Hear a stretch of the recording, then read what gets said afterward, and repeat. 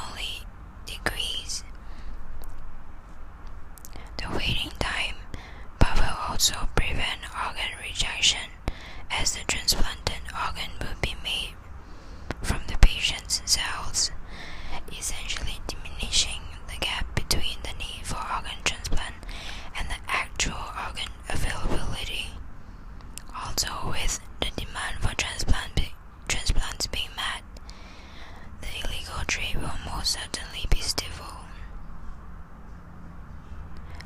Tissue engineering can also remedy one of the major limitations in burn victim tissue repair: the lack of autologous tissue available.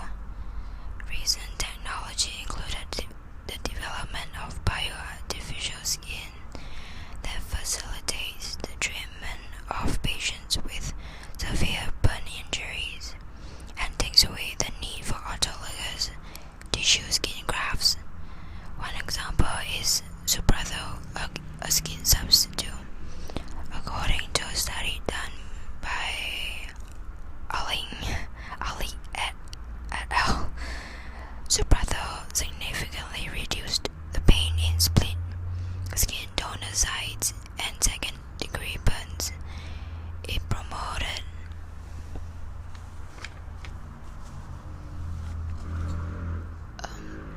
healing by adhering rapidly to the wound and preventing infection. Epithelialization can occur without disturbance, as Supratho is resorbable and there is no need for changing of dressings. In this instance, it gives us insight into the possible merits tissue engineering can result in, especially in combination with our current medical technology.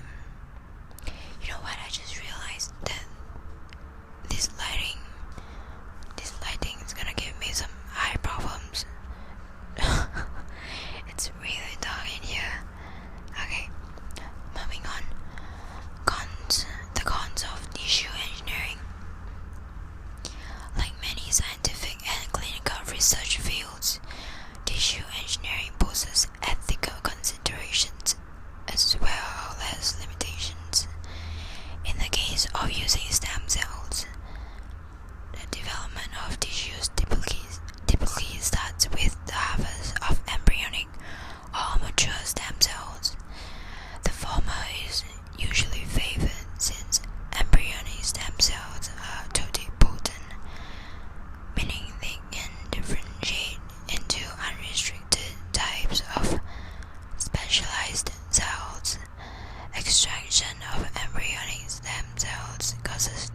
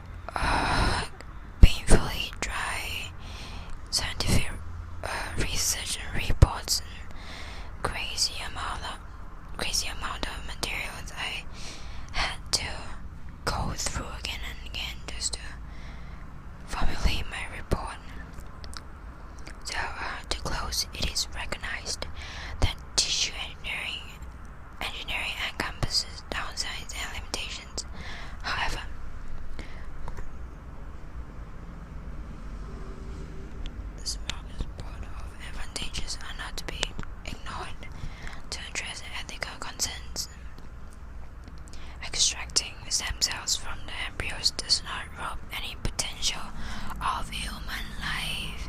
It does not. So this is because said embryos are donor permitted leftovers obtained from fertility clinics, which will be discarded either way, and have no potential of developing into fetuses. Instead of letting these embryos go to waste, they could be utilized to help diseased living individuals or advance medical research that can improve the lives of thousands. Successes may be observed in a study involving competent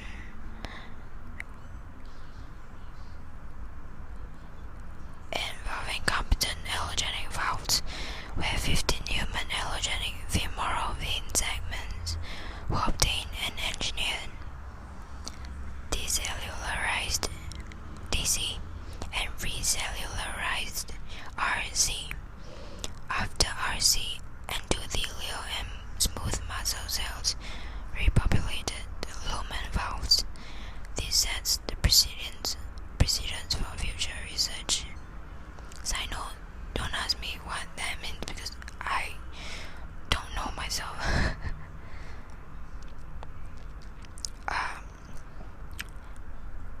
Where was I? After RC, endothelial and smooth muscle cells oh yeah, I read that. Furthermore, even after RC and DC, 8 of 10 veins maintain their competent valves. This has the precedence. But I read that. I don't know. This has the precedence for future research that may potentially enable diseased deep veins.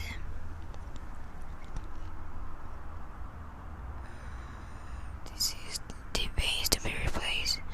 Lastly, tissue engineering can be argued to be less risky than conventional medical products and tools, since the latter are mass-produced with potential yet unpredictable defects that can affect large masses of patients, while the former is a carefully designed and customized process that caters to an individual, minimizing the scale of effects from complications. Period. Okay, so I have come to the end of my report. So I hope you are bored to death, or bored to sleep right about by now. So yeah, see you next time. Peace out and sleep well. Sleep.